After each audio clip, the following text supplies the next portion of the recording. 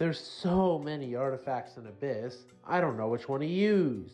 If only there was a sexy, tall, buff, rich Roblox genius who could teach me. Oh my gosh, my prayers have been answered! Yo guys, in today's video, I'm going to be showing you the only progression guide you're going to need for artifacts in Abyss.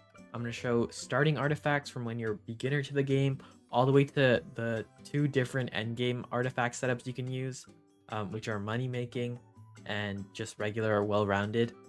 So yeah, stay tuned for that. This is probably going to help you no matter what point in the game you are on. And yeah, if you guys are enjoying the content, like and subscribe. But yeah, let's get right into the video. So first off, I'm going to talk about how artifacts work. First, you start with one loadout slot, and then as you level up in the game, you unlock more. I'm pretty sure the second one is level 10 and the third one is level 20. I might be wrong about the second one. But yeah, then you get to equip 3 artifacts. And how artifacts work is they have 3 different stats, or however many stats the artifacts have. They have levels that go from 1 to 5 or 1 to 7, I'm pretty sure, Roman numerals, as you can see here. And how it works is it's a luck-based thing. Whenever you get an artifact, it can have any stat from 1 to 7, and it's fully luck-based. Like, there's no way to control this, and it's separate for each stat. So as you can see here, I have a 4 speed, 1 cooldown, 1 damage, and then down here I have a 2 speed, 7 cooldown, 2 damage. And it's just random, and the higher the stat is, the better the stat's going to be for every single artifact. So they have a scale. It doesn't mean that every single stat is going to be a buff. Sometimes when the scale is maxed out, it's still going to be a nerf to your stats, but it's just a less nerf than what it would normally be, if that makes sense. So the main way to get artifacts is when you go fishing. You get to get geodes from fish. It's a chance. They show up as a treasure chest in the starting area. In the next 2 areas, I'll explain how those ones work. But as you can see, you can go up to Varelia and unlock the geodes, and you can get a 25% chance to get the banana or the sea star. And the rarer ones are harder to get, but they also give better stats. So right now I'm going to talk about the early game setup. Okay, for the early game setup, all you're going to want to do is go into the waters and fish. And if you don't get the fish on the first try, you can keep going. It's a random chance on if you get a treasure chest or not.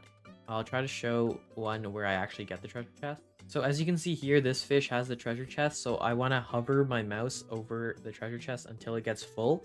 And then when I catch the fish, you get the geode. You have to make sure you catch the fish and fill the treasure chest all the way to the top. It's going to start depleting if your mouse is not on it. So after you do that, you want to walk up to Varelia, and this is the only place that you can unlock geodes. There's no other place in the map that you can unlock them. And you want to put the 1 geode in, and you can open them. It takes 30 seconds for this one, but you can skip it. I'm going to skip it for the sake of the video. And as you can see, after you skip it, we got 1 feather. And that's actually one of the 3 artifacts you want for the starting area. So the best setup for the starting area is going to be 1 feather and 2 sea stars. So if you see here, the sea stars can give oxygen.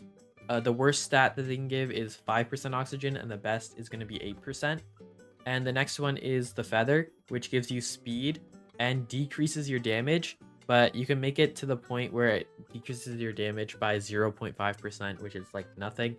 So you want 1 feather and 2 sea stars, and that's going to be the best for early game. The next type of geode you're going to get is going to be in the ancient sands. So let's travel there real quick. So right now I'm in the sand area, the ancient sands, and we're going to try to catch a fish that has a geode on it. All right, as you can see, this cod actually has the treasure chest, but I didn't get it. So even though I caught the cod, I couldn't get the treasure chest filled all the way, so I didn't get any geode chances. So I just caught one of the treasures, but I got a fish bone. And that's how it works in the ancient sands. You can either get a fish bone or you can get the geode.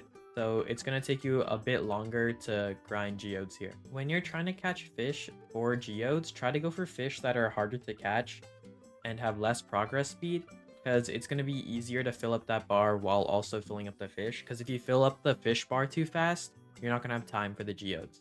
And there we go. We got the cactus geode. So we'll go open that real quick. Okay, so the cactus geode is a bit different. It's going to be really easy if you're not going to try hard to get the divine hourglass. All you want is 3 cactus because you just reduce your cooldown as much as possible. And that's going to be the best setup out of everything here. The other stats might seem better, but they're not as good. So just go for 3 cactus. If you can, try to get the divine hourglass because this is a very, very good artifact as it takes down like no damage but gives you a bunch of cooldown and a bunch of speed, and it's better than the cactus. So try to get that if possible, but if not, 3 cactuses just work. So the next geode is going to be in the spirit roots. You're just going to want to go over here and catch any of these fish in this area, and they can either give you moss or give you the geode. So just try to get the geode. So the geode you're going to get from the spirit roots is going to be the rooted geode. And the only good things here are the Wraith Flower, the Demonic Hourglass, and the Lantern. And the setup is going to be 1 Lantern and 2 Demonic Hourglasses. But if you ended up getting a Divine Hourglass, you can do 1 Divine Hourglass, 1 Demonic Hourglass, and 1 Lantern. Because the speed of the Divine and Demonic will kind of cancel out. And you're just going to get free damage boosts and no nerfs from that whole setup. The next setup I'm going to be talking about is just the speed setup so you can go around the map faster. If you do have the Valentine's update still going on, then you can actually get the Valentine's geode. So we're going to wait until the shop resets and hopefully it pops up. While we're waiting for the shop to reset, I just wanted to say if you get 3 divine hourglasses, they are going to also give you speed buffs. But these are very hard to get as they're a 4% chance. So I'd try to get it from the Valentine's update. Okay, so the shop reset and there's actually 4 geodes. I'm just going to buy 1 to show you guys. So there's actually 2 artifacts that are pretty good. It's the love gift one, which gives you 2 to 3.5 speed. So this is going to be the easiest way to get like a speed setup. Just get 3 of these. And hopefully if the speed stat's really high, you're just going to go really fast. And it's a 35% chance, which compared to the Divine Hourglass, which is like a 4% chance, it's way easier to get. And also, this Heart of Love artifact, which is the best XP artifact. So you're just going to want to put like 3 of these on. And if you're just grinding XP, but I don't think that's necessary unless you're trying to grind for highest level possible. Okay, now for the well-rounded artifact setup, you're going to want to put the Demonic Hourglass and 1 Divine Hourglass. And the third artifact you're going to use is actually the Ruined Lantern. I'll throw up some screenshots of how to get there. You have to finish the whole pirate quest, the Lost Captain's quest, get into the area, and then you can start the Lighthouse quest. And after you do the Lighthouse quest, you can get the artifact for free, and they just give it to you when you finish the quest. So I'll just throw up some pictures on screen. You can see how to progress and do it and see what the quest details are. But yeah, that's 1, and then the Divine Hourglass and the Demonic Hourglass, and that's going to be your best well-rounded endgame setup. And now I'll just show you guys how to do the money farming endgame setup. So for the most optimal money farming setup, you're going to want 1 Divine Hourglass, 1 Wraith Flower for the damage and the speed. And then the last thing is going to be the King's Fortune, and I'll show you guys how to get that artifact. Okay, so for the last artifact, you're going to want to go to the Spirit Roots, and we're actually going to go do the King Cat quest. So you guys are going to just want to follow me. We're going to go through here and down toward the place where you get eye fish. Also, make sure you have a pretty good tube because this area is very deep. It's like 500 depth, and if you have a bad tube, then you're going to struggle. But you're going to want to go through here, and there's actually going to be a chest that you can open. You guys can't really tell, but after you go through the chest, you just want to keep moving forward because behind the chest is going to be a fake wall.